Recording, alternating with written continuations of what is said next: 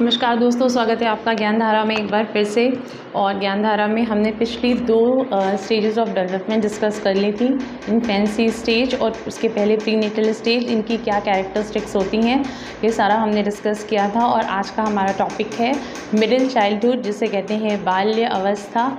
जी हाँ, हमारे आसपास बहुत सारे ऐसे बच्चे होते हैं जो 6 to 12 ईयर्स के एज ग्रुप के होते हैं। ये बच्चे बाल्य अवस्था में होते हैं और इनका टाइम जो इंग्लिश टर्मिनोलॉजी है वो है मिडिल चाइल्डहुड, मतलब ये बच्चे मिडिल चाइल्डहुड की एज में होते हैं। तो सबसे पहले हम टाइम स्पैन नोट करेंगे। टाइम स्पैन है इसका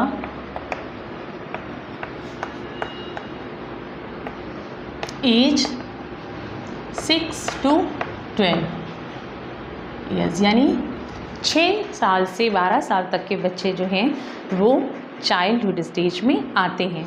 और इनकी अलग अलग कैरेक्टरिस्टिक क्या होती हैं, इनसे पहले मैं आपको बता दूं कि इस एज को, मिडिल चाइल्डहुड की एज को स्पेसिफिक नाम दिया जाता है गैंग एज, स्मार्ट एज या फाउंडेशन ऑफ लाइफ। तो आप लिख सकते हैं कि childhood is the foundation of life.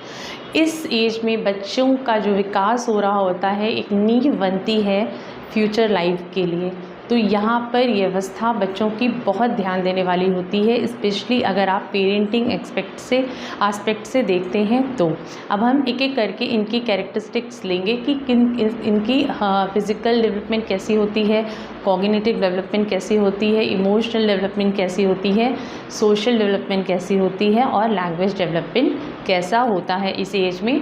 और इस कॉन्सेप्ट के बाद आप आंसर्स अपने आप लिख सकते हैं इस टॉपिक पे कोई भी क्वेश्चन आएगा तो सबसे पहले हम बात करते हैं फिज़िकल डेवलपमेंट की, कि फ़िज़िकल डेवलपमेंट इस एज में कैसा होता है।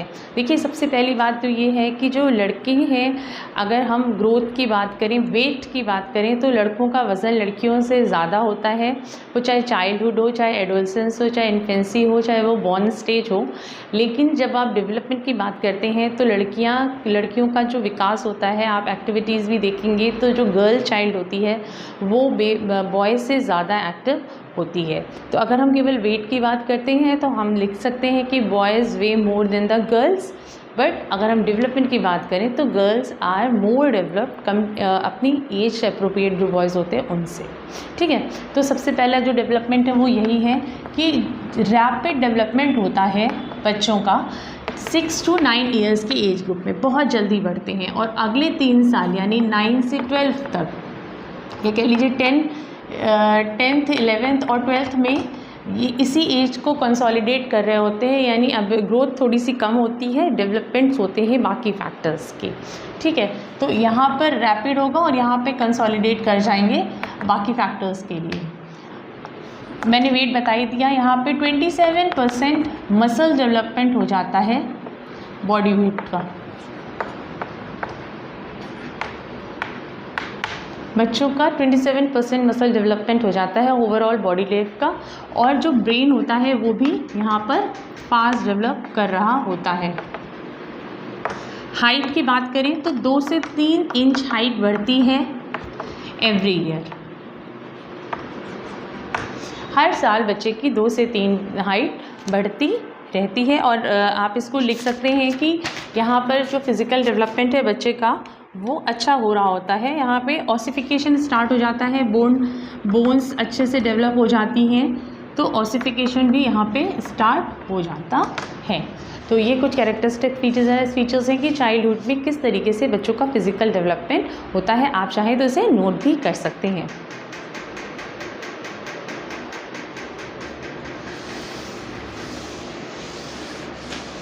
नेक्स्ट बात करते हैं कॉग्निटिव डेवलपमेंट की या मानसिक विकास की, कि चाइल्डहुड के बच्चों की कॉग्निटिव डेवलपमेंट कैसी होती है। तो सबसे पहले तो वो बहुत ज़्यादा curious as well as creative हो जाते हैं, बहुत ज़्यादा प्रॉब्लम सॉल्विंग वाली चीज़ों में दिमाग लगाना शुरू करते हैं। जो प्रॉब्लम सॉल्विंग गेम्स, पजल्स होते हैं उसमें इन्वॉल्व होना पसंद करते हैं। उसके अलावा अगर आप बात करें तो कॉग्निशन लेवल पिछली अवस्था से यानी इन्फेंसी स्टेज से बढ़ चुका होता है, बढ़ा होता है, उनका नेक्स्ट लेवल पे आ चुका होता है। और वोकैबुलरी बननी शुरू हो चुकी होती है, वोकैबुलरी, और आस्क फ्रीक्वेंट क्वेश्चंस, बहुत क्वेश्चंस पूछते हैं, बहुत ज़्यादा सवाल, हर चीज़ में क्वेश्चन, ऐसा है तो क्यों है, ये बच्चों के अंदर आने लगता है।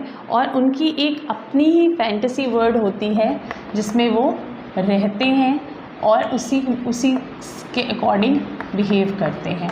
तो यहीं पर आप देखिए बच्चों की स्कूल एज स्टार्ट होती है, यहाँ से ये बच्चे कहानी, पोएम, कविताएं स्टार्ट कर देते हैं। तो इस तरीके से कॉग्निटिव डेवलपमेंट बच्चों का होता है।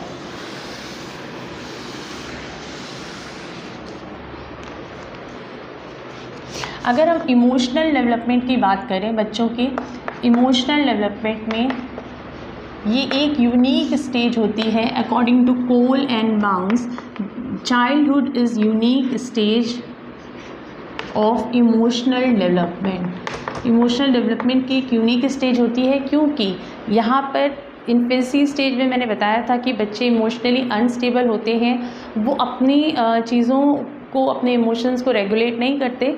बट यहाँ पे चूँकि इनका कॉग्निटिव लेवल दूसरे लेवल, नेक्स्ट लेवल पे आ गया होता है, तो यहाँ पे धीरे धीरे बच्चे अपने इमोशंस को कंट्रोल करना सीखने लगते हैं। तो they try to control emotions. अगर इमोशंस को समझने का प्रयास करते हैं, रोते रोते चुप होना सीख जाते हैं, तो अपने अपने जो इमोशनल डेवलपमेंट को, या कह सकते हैं इमोशंस को कंट्रोल करना यहाँ पे वो सीखते हैं। नेक्स्ट बात करें अगर हम उनकी, तो वो लैंग्वेज एक्सप्रेस यूज़ कह सकते हैं, वो लैंग्वेज को यूज़ करना स्टार्ट करते हैं टू एक्सप्रेस द इमोशंस। अपनी फीलिंग्स को एक्सप्रेस करने के लिए, अभी तक वो रो रहे थे या हल्के फुल्के शब्दों में बात कर रहे थे, लेकिन अब अपनी पूरी भाषा इस्तेमाल करते हैं अपनी फीलिंग्स को व्यक्त करने के लिए। इसके अलावा बात यहाँ पे ये है कि जो पेरेंट्स है, इन्वायरमेंट है, इनका बहुत ज़्यादा उनके इफ़ेक्ट पड़ता है उनके इमोशनल डेवलपमेंट में। जैसी उनकी सराउंडिंग होती है, अगर घर में बहुत अब्यूसिव एनवायरनमेंट है तो बच्चे भी बहुत ज़्यादा डिप्रेशन में चले जाते हैं, या अगर उनके ऊपर बहुत ज़्यादा प्रेशर दीजिए तो वो बहुत ज़्यादा डिप्रेशन में चले जाते हैं। एंग्जाइटी, फियर बहुत होता है इस लेवल पे। तो इमोशनली बच्चे का कह सकते हैं कि वो डायरेक्टली प्रोपोर्शनल होते हैं to their parents and environment of the family और the society where they are living. And यहाँ पर एक बहुत अच्छी चीज़ है कि बच्चे यहाँ पे एक्यूमुलेशंस करना शुरू कर देते हैं चीज़ों का, अपनी पसंदीदा चीज़ों को एक्यूमुलेट करना शुरू करते हैं। उन्हें जो चीज़ अच्छी लगती है वो उन्हें उठा कर रखना शुरू करते हैं, और एक पॉजिटिवनेस वाली बात यहाँ पे बच्चों के अंदर आ जाती है। तो इमोशनल डेवलपमेंट के अंदर ये पॉइंट्स आ सकते हैं अगर आप चाइल्डहुड की बात करते हैं। नेक्स्ट हम बात करेंगे सोशल डेवलपमेंट की, कि यहाँ पर बच्चा सोशली कैसे डेवलप होता है। तो अगर हम सोशल डेवलपमेंट की बात करें तो मैं पहले भी कोट कर चुकी हूँ कि चाइल्डहुड जो है वो गैंग एज कहलाती है। यहाँ पर बच्चा, मैंने बताया था इन्फेंसी पे बच्चा अकेले खेलना पसंद करता है अपने टॉयज़ के साथ, लेकिन जब वो चाइल्डहुड में एज में आता है तो उसे पीयर्स चाहिए, यानी कि अपने दोस्त चाहिए खेलने के लिए। तो एक तो सबसे पहली बात है कि यहाँ पे स्कूल एंटर कर जाते हैं बच्चे, और स्कूल में उनकी एक डिफरेंट सोसाइटी होती ही है। तो वो यहाँ पे सोसाइटी वाला जो मैनर बिहेवियर होता है वो सीखने लगते हैं, बिहेवियर करने लगते हैं। दूसरा, उनको फ्रेंड्स यानी जो दोस्त बनाने की बहुत शौक़ होता है, गैंग बनाने का बहुत शौक़ होता है, और फ्रेंड्स के साथ खेलना पसंद करते हैं। अकेले रहना, अकेले खेलना उन्हें पसंद नहीं आता है। उन्हें यहाँ पे बच्चों की हॉबीज़ स्टार्ट हो जाती हैं और हॉबीज़ भी करना शुरू करते हैं जो सोसाइटी में अच्छी लगती हैं। मतलब सोसाइटी में वो आसपास देखते हैं, कुछ देखकर सीखते हैं, कुछ टीवी वगैरह से देखकर सीखते हैं। तो वहाँ पे बच्चों को कहने का मतलब है कि वो कुछ अपना क्रिएटिव करना स्टार्ट कर देते हैं। इसके साथ साथ यहाँ पे सिलेक्शन ऑफ फ्रेंड्स स्टार्ट हो जाता है। सिलेक्शन ऑफ फ्रेंड्स जो है यहाँ पे बच्चे बहुत तरीके से करते हैं। हालांकि बच्चों को बहुत ज़्यादा सोसाइटल नॉलेज नहीं होती है, लेकिन पेरेंट्स भी उन्हें कहते हैं और कुछ एक होता है ना कि अपने इंटरेस्ट के अकॉर्डिंग जैसे सिमिलर हॉबी वाले या सिमिलर नेचर वाले दोस्तों से भी वो दोस्ती करना पसंद करते हैं। और इसमें कास्ट का, रिलीजन का और इकोनॉमिकल कंडीशंस का, फैमिली बैकग्राउंड का भी बहुत रोल होता है जब वो अपना फ्रेंड सिलेक्शन स्टार्ट करते हैं। लेकिन डेफिनेटली वो एक पीयर ग्रुप में, गैंग ग्रुप में ही रहना पसंद करते हैं, जिन्हें टोलियों की अवस्था कह सकते हैं। बाल्य अवस्था को टोली अवस्था भी कहा जाता है। जब आप अपने नोट्स बनाइए तो उन लाइंस को ज़रूर कोट करिएगा जो डिफरेंट साइकोलॉजिस्ट ने दी है, और मैं आपको एक जनरल कॉन्सेप्ट बता रही हूँ। और जब आप अपने नोट्स प्रिपेयर करिएगा तो उसमें कुछ कोट्स ऐड ज़रूर करिएगा। नेक्स्ट है लैंग्वेज डेवलपमेंट। लैंग्वेज डेवलपमेंट की अगर हम बात करते हैं तो यहाँ पर बच्चों की जो वोकैबुलरी है वो काफ़ी अच्छी हो चुकी होती है।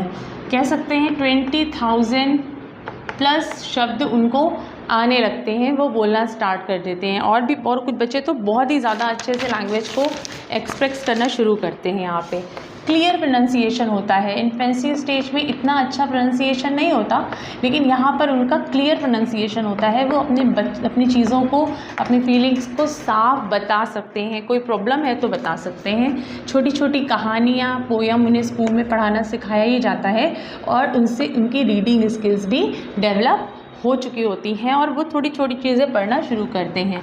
गुड हैबिट्स हैं, और आपके जो थैंकिंग वर्ड्स हैं, वेल बिहेव वर्ड्स हैं, थैंक यू, वेलकम, इस तरह के वर्ड्स जो हैं वो सीखने लगते हैं। थैंक गिविंग जिनको कहते हैं। अच्छे मैनर्स वाले बच्चे यहाँ पे होते हैं। इन्हें जो सिखाया जाता है वो सीखना पसंद करते हैं, और पेरेंट्स को देखकर और आसपास के टीचर्स और फ्रेंड्स को देखकर बिहेव करना वो पसंद करते हैं। और यहीं पर आप ये कह सकते हैं कि और एक बहुत ख़ास चीज़ कि यहाँ पे बच्चे कोड लैंग्वेज या सीक्रेट वर्ड्स भी बोलना स्टार्ट कर देते हैं। क्योंकि चाइल्डहुड जो बच्चे होते हैं, इनमें जो मैंने कहा ना, टोलियों में, फ्रेंड सर्कल में रहते हैं, तो उनके कोड वर्ड्स, सीक्रेट वर्ड्स भी होते हैं। तो ये मेन कैरेक्टरिस्टिक है इस अवस्था की। मैंने आपको बता दी कि फिज़िकली कैसे डेवलप हो जाते हैं, कॉग्निटिव डेवलपमेंट क्या होता है, language, social and emotional developments क्या होते हैं। इसके साथ एक क्वेश्चन और आता है आप लोगों का इसमें कि what is the nature of education during the childhood. मतलब चाइल्डहुड यानी बाल्यावस्था के दौरान शिक्षण कैसा होना चाहिए या किन किन चीज़ों पर फोकस करना चाहिए। तो वो इसके कुछ पॉइंट्स हैं, वो मैं आपको बता देती हूँ। आप अपने हिसाब से इसको नोट कर सकते हैं। तो सबसे पहला पॉइंट है हेल्थ प्रायोरिटी। ये स्टेज मैंने बताया भी था कि फाउंडेशन स्टेज होती है, तो यहाँ पे बच्चों की हेल्थ का विशेष ध्यान रखना चाहिए। दूसरा कि यहाँ पे बच्चे जो हैं उन पे साइकोलॉजिकल बहुत इफ़ेक्ट पड़ता है, तो पेरेंट्स को ध्यान रखना चाहिए कि उनके सामने कोई अब्यूसिव बात ना करें, और घर का माहौल काफ़ी अच्छा और हेल्थी होना चाहिए, जिससे बच्चा अच्छे से डेवलप हो सके। नेक्स्ट है कि यहाँ पे बच्चे की वोकैबुलरी बहुत स्ट्रॉन्ग हो रही होती है, तो उन्हें ज़्यादा से ज़्यादा रीडिंग और राइटिंग या वोकैबुलरी संबंधित जो कॉम्पिटिशन्स होते हैं उनमें पार्टिसिपेट करना चाहिए। स्कूल्स में तो ये सब कराया ही जाता है, घर पे भी उन्हें इन चीज़ों के लिए इनकरेज करना चाहिए। नेक्स्ट है करिकुलम इस स्टेज पे क्रिएटिव होता है, जिसका स्कूल्स विशेष ध्यान रखते ही हैं। टीचिंग मेथड, यहाँ पे बच्चों को खेल खेल में सिखाना ज़रूरी होता है। बहुत ज़्यादा अगर आप लेक्चर मेथड पे जाएंगे तो बच्चे नहीं खेलेंगे, लेकिन अगर आप जो किंडरगार्टन मेथड है, डाल्टन प्रोजेक्ट मेथड है, या प्लेवे मेथड है, इस तरह के मेथड्स आप इस्तेमाल करेंगे टीचिंग में, तो बच्चे ज़्यादा जल्दी सीखते हैं। इसके बाद यहाँ पे बच्चे को एजुकेशन दी जानी चाहिए कि वो अपनी इमोशंस को कंट्रोल करना सीखे, और बच्चे को आपको भी सिखाना चाहिए as a teacher, as a parent, कि बच्चा कैसे अपने इमोशंस रेगुलेट कर सके। अचानक से बहुत ज़्यादा गुस्सा हो जाए तो फिर उसे वो कंट्रोल करना कैसे सीखें।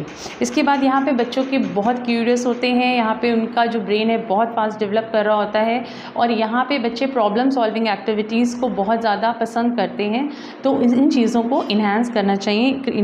यहाँ पे बच्चों की कॉग्निटिव डेवलपमेंट पर भी फोकस करना चाहिए। बच्चे को बहुत सारे कह सकते हैं एकेडमिक के साथ साथ उन्हें बाहर नेचर में ले जाकर भी चीज़ें दिखानी चाहिए, जिससे बच्चे का जो माइंड है वो पूरा अच्छे से डेवलप हो सके। केवल एकेडमिक के बेसिस पे नहीं जाकर उन्हें और भी लाइफ स्किल्स को सीखने देना चाहिए। और यहाँ पे उनकी जो भी हॉबीज़ हैं वो भी इन्हें मतलब करनी चाहिए। जो एक्स्ट्रा करिकुलर एक्टिविटीज़ हैं वो भी इस स्टेज पे बच्चे को सिखानी चाहिए, क्योंकि बच्चे बहुत जल्दी सीखना पसंद भी करते हैं। और उसके अलावा जो टीचर्स हैं यहाँ पे चाइल्डहुड एज पे टीचर्स की ये रिस्पॉन्सिबिलिटी बनती है कि वो इन बच्चों का सोशल डेवलपमेंट ज़रूर करें। बहुत सारे फ्रेंड्स के साथ खेलने दें, आपस में एक दूसरे से वेल बिहेव कैसे करना है ये सिखाएं। और इसके साथ साथ जो सोसाइटल मैनर्स होते हैं वो भी बच्चों के अंदर इनकल्केट करने का यही सही समय होता है। तो आई होप आपको चाइल्डहुड स्टेज की सारी कैरेक्टरिस्टिक समझ में आ गई होंगी। और अगले वीडियो में मैं आपको एडोलसेंस यानी जो किशोरावस्था होती है उसमें किस तरह से क्या क्या डेवलपमेंट होते हैं और क्या क्या नीड्स होती हैं बच्चों की, हम उसके बारे में डिस्कस करेंगे। तो मेरे नेक्स्ट वीडियो का वेट करिए। Thank you.